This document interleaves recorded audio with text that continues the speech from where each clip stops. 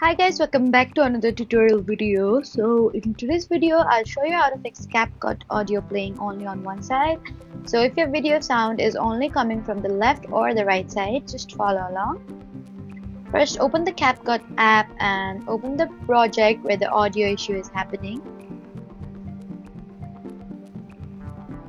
Next, tap on the audio clip in your timeline. After that, check the audio settings and look for options related to stereo, mono or audio channels.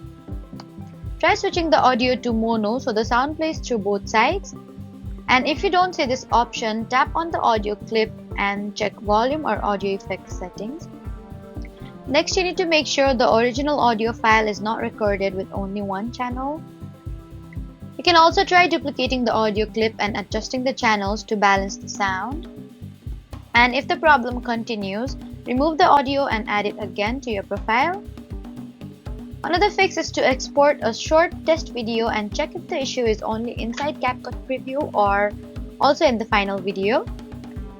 So those are the best ways to fix CapCut audio playing only on one side. Don't forget to like, comment, and subscribe for more helpful tutorials. Thank you for watching.